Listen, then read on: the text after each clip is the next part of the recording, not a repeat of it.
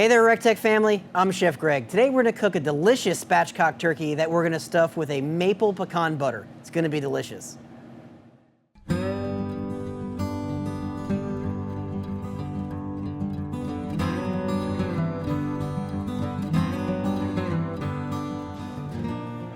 So for this easy recipe, I have 1 pound of softened butter. I've got 1 cup of pecans that I put in a food processor to make kind of small. We're also gonna make this super flavorful with 2 tablespoons of fresh rosemary, tablespoon of fresh thyme, and everybody's favorite around the holidays, some pure maple syrup.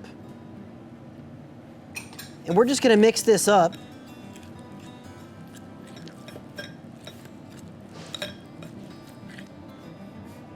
So to ensure that this bird is gonna have really delicious crispy skin, we're gonna take our hands and we're gonna pull the skin away from the meat. And that's gonna give us an area that we can stuff with that delicious pecan maple butter. And we'll do the same thing on the legs and thighs as well.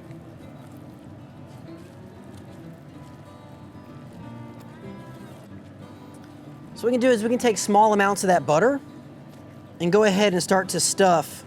So it's easier if you put it at the top, and then you can take your other hand over top the skin and push it down. As this turkey cooks, that skin's gonna get tight and it's gonna hold that delicious butter, and it's gonna be fantastic.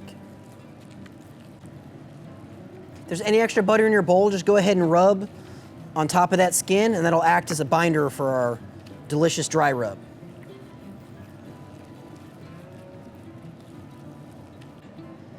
All right, now that we've got all that delicious butter up underneath the skin, let's go ahead and get it seasoned off. And we're gonna use that COLDEN'S Freakin Greek rub. And this is a 16-pound turkey. We'll be cooking this on the RT 340 Trailblazer, which is the smallest grill in our lineup, and this turkey will fit in there no problem.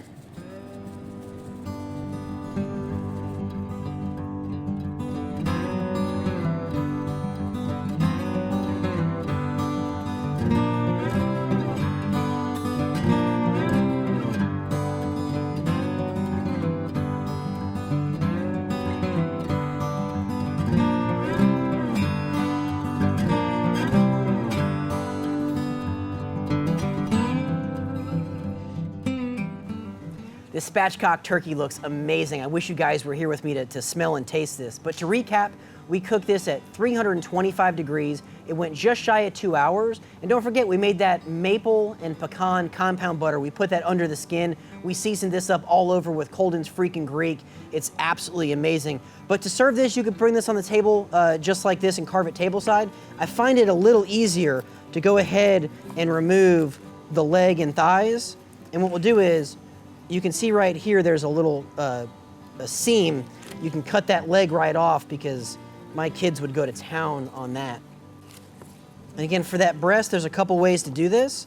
We can split right down that rib cage, and since we spatchcocked it, it's missing the backside of that spinal column. So what you want to do to make your life easy, grab that rib cage from the back, and you can actually pull that off. Otherwise, you're going to be trying to cut through that, and it's kind of a bit of a pain.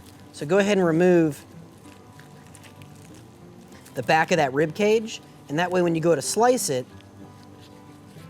you can get nice, even, easy slices.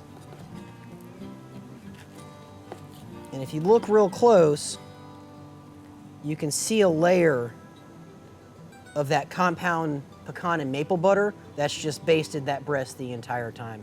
If you're looking for a great recipe, check out this spatchcock turkey. You don't want to miss it.